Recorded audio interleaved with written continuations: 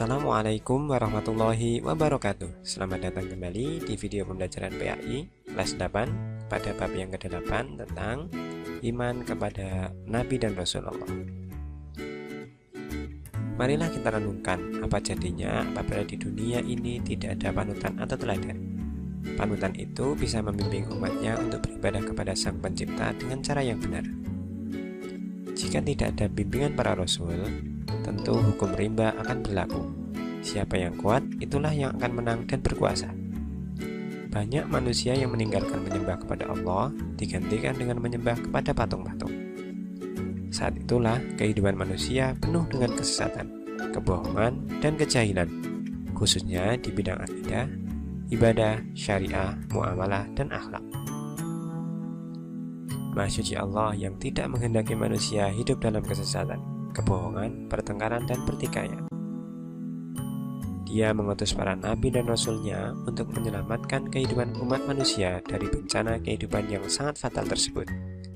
Mereka diberi tugas untuk membimbing umatnya agar kembali kepada Allah Subhanahu wa Ta'ala.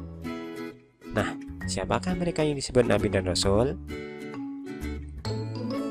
Berikut ini pengertian nabi dan rasul yang disampaikan oleh Syekh Muhammad bin Shalih Al-Utsaimin.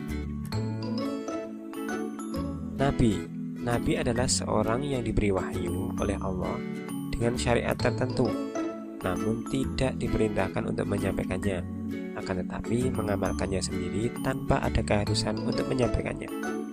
Sehingga di sini Nabi berperan sebagai seorang yang teladani di tengah-tengah masyarakat tanpa mereka harus menyampaikan apa yang diwahyukan oleh Allah. Sementara Rasul adalah seorang laki-laki yang mendapat wahyu dari Allah dengan suatu syariat dan ia diperintahkan untuk menyampaikannya dengan mengamalkannya. Nah, bedanya di sini Rasul diperintahkan untuk menyampaikan apa yang disampaikan oleh Allah Subhanahu wa Ta'ala. Nah, jadi Nabi belum tentu seorang Rasul, tetapi Rasul sudah tentu seorang Nabi. Iman kepada Rasul memiliki makna, yakni meyakini dengan sepenuh hati bahwa Allah telah mengutus para Rasulnya untuk menyampaikan wahyu kepada umatnya. Allah berfirman dalam Quran Surat Ali Imran ayat 164 yang artinya, sesungguhnya Allah telah memberi karunia kepada orang-orang beriman ketika Allah mengutus seorang Rasul, yakni Muhammad, di tengah-tengah mereka dari kalangan mereka sendiri, yang membacakan kepada mereka ayat-ayatnya, mensucikan jiwa mereka, dan mengajarkan kepada mereka kitab Al-Quran dan hikmah atau sunnah, meskipun sebelumnya mereka benar-benar dalam kesesatan yang nyata. Di sini Allah mengutus Rasul dari kalangan manusia sendiri, agar manusia lebih mudah untuk mencontohnya. Apa yang diperbuatnya sesuai dengan perintah Allah. Tugas para Rasul. Yang pertama, sebagai pembawa ajaran tauhid yang benar, yakni mengesahkan Allah dan meluruskan kembali ajaran tauhid yang sesat di kalangan kaumnya. Yang kedua, sebagai pembawa kabar gembira bahwa hamba-hamba Allah yang taat kelak akan mendapat balasan kebaikan di surga. Yang ketiga, sebagai pemberi peringatan bahwa manusia yang ingkar, berbuat kejahatan, maksiat, dan menganiaya akan mendapat balasan dari neraka. Yang keempat, membina kehidupan manusia agar menerapkan akhlak yang mulia.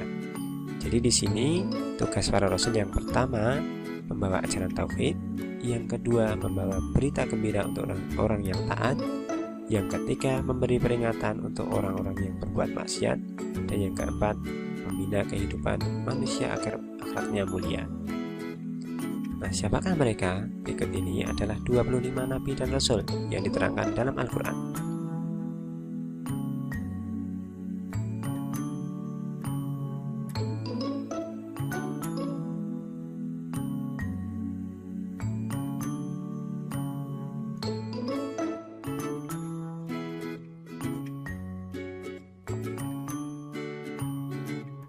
Nah, mereka inilah yang diberitakan Allah dalam Al-Quran.